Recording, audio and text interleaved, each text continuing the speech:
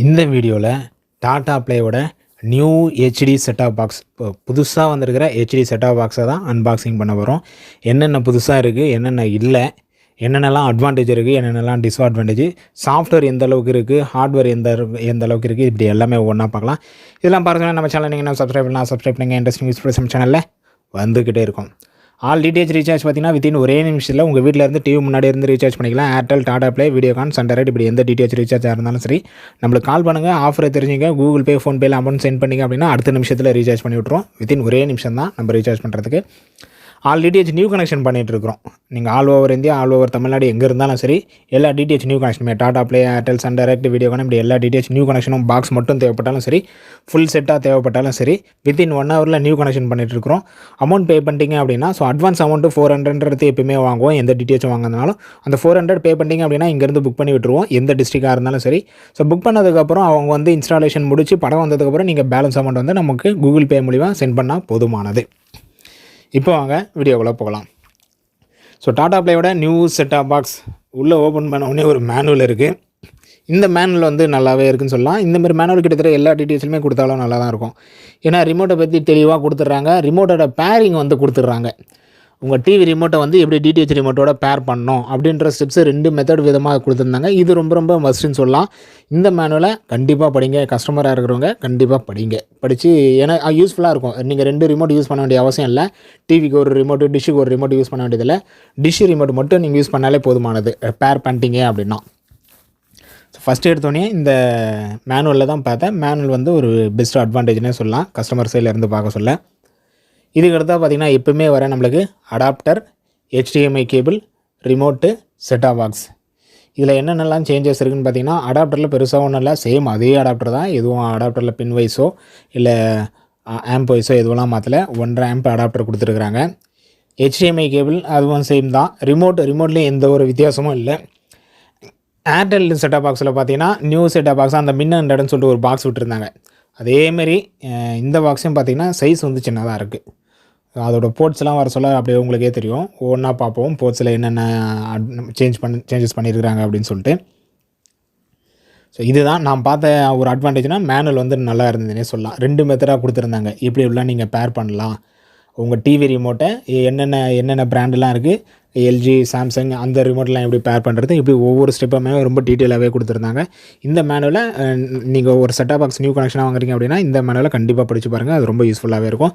எடுத்தும் வச்சுக்கோங்க. எப்பயாச்சும் ஒரு சமயம் மறந்துட்டீங்க, இல்லை புது ரிமோட்டு வாங்குறீங்க, இல்லை புது டாடா ப்ளே ரிமோட் வாங்குறீங்க அப்படின்னா இந்த மேனுவல் உங்கள்கிட்ட இருக்கிறது ரொம்ப மஸ்ட்டுன்னே சொல்லலாம். அதனால் இந்த மேனுவலை எடுத்து கொஞ்சம் பத்திரமாகவே எடுத்து வச்சுங்க.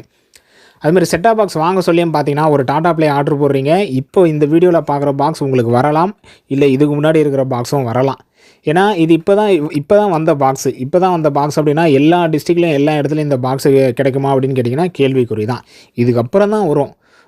இந்த வீடியோ நீங்கள் பார்க்க சொல்ல ஆல்ரெடி நீங்கள் இந்த பாக்ஸ் யூஸ் பண்ணியிருக்கலாம், இல்லை உங்கள்கிட்ட இந்த பாக்ஸ் இல்லாமலேயும் இருக்கலாம், இல்லை உங்கள் ஏரியாவில் இந்த பாக்ஸ் வரதுக்கு ஒரு 1 மாதம் 2 மாதம் இல்லை 6 மாதம் கூட ஆகலாம்.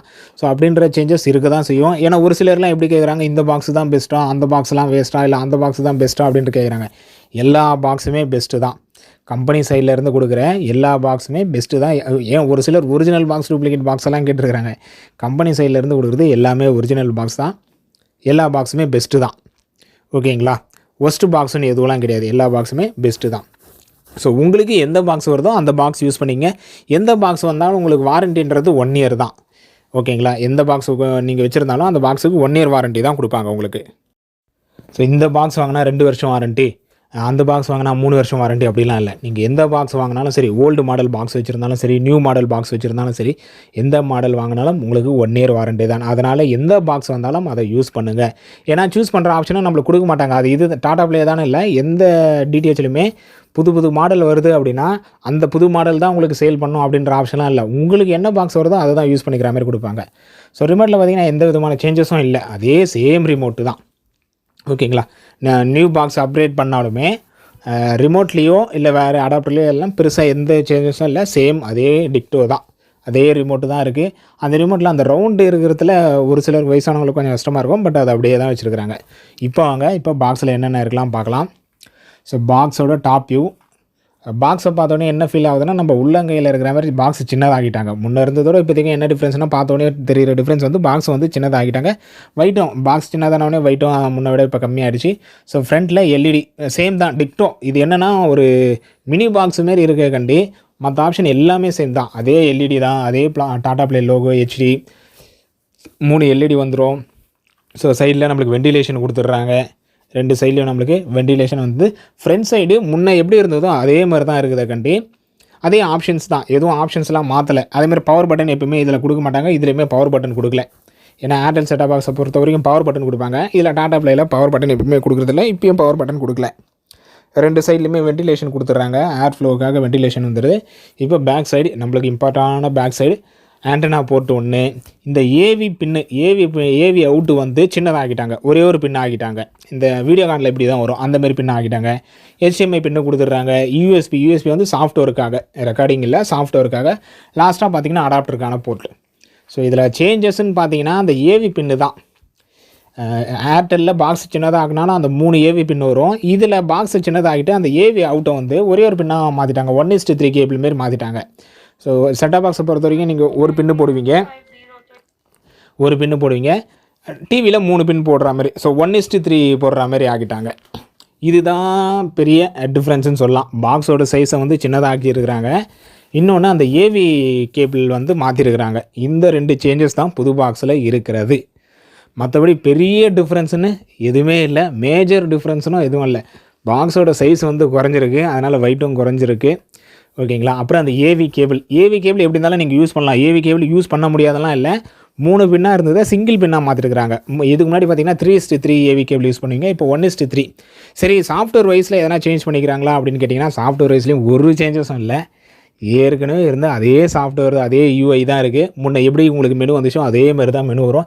எந்த விதமான சேஞ்சஸும் இல்லை. சிக்னல் டெஸ்ட்டுக்கும் சரி, இல்லை சிஸ்டம் செட்டிங்ஸோ, யூசர் செட்டிங்ஸோ, இல்லை ஆடியோ லாங்குவேஜ் சேஞ்ச் பண்ணுறதோ எல்லாமே சேம் ஆப்ஷன் தான். ஸோ இதனால் என்ன தான் அட்வான்டேஜ் அப்படின்னு கேட்டிங்கன்னா, பாக்ஸோட சைஸ் வந்து குறைஞ்சிருக்கு, வெயிட்டு குறைஞ்சிருக்கு, அவ்வளோதான். வேறு எந்த விதமான பெரிய டிஃப்ரென்ஸ்லாம் கிடையாது. ஏன்னா ஏர்டெல்லில் கொண்டு வர சொல்ல பார்த்தீங்கன்னா பாக்ஸோட சைஸாக குறைச்சாங்க, அதுமாதிரி யூஐயுமே மாற்றினாங்க. ஆனால் இப்போ திரும்ப பழைய யூஐ கொண்டு வந்துட்டு இருக்கிறாங்க.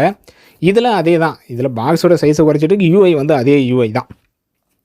அதனால் இந்த பாக்ஸ் தான் பெஸ்ட்டு, அந்த பாக்ஸ் தான் பெஸ்ட்டு அப்படின்னு நீங்கள் எதுவுமே பண்ண தேவையில்ல. நீங்கள் இந்த பாக்ஸ் வந்தாலும் யூஸ் பண்ணிக்கங்க, இல்லை ஓல்டு மாடல் பாக்ஸ் வந்தாலும் யூஸ் பண்ணிக்கங்க. 2 பாக்ஸுமே யூஸ் பண்ணிக்கங்க. 2 பாக்ஸுமே 1 வருஷம் வாரண்ட்டி தான். இதில் பெருசாக அட்வான்டேஜஸ் இருக்குது, அதில் பெருசாக அட்வான்டேஜஸ்லாம் பெருசாக இல்லை. இதில் வேறு எதனா யூஸ் பண்ணி பார்த்துட்டு வேறு எதனா பெரிய ஹைலைட்டான அட்வான்டேஜஸ் அந்த மாதிரி இருந்தாலும் அடுத்தடுத்த வீடியோவில் போடுறேன். இதை பற்றி நீங்கள் என்ன நினைக்கிறீங்கன்னு சொல்லிட்டு கீழே கமெண்ட் பண்ணுங்கள். அடுத்த ஒரு நல்ல வீடியோவில் பார்க்கலாம். ஸோ வீடியோ பிடிச்சிருந்தால் லைக் பண்ணுங்கள், உங்கள் ஃப்ரெண்ட்ஸுக்கு ஷேர் பண்ணுங்கள். அடுத்த ஒரு நல்ல வீடியோவில் பார்க்கலாம். தேங்க்யூ.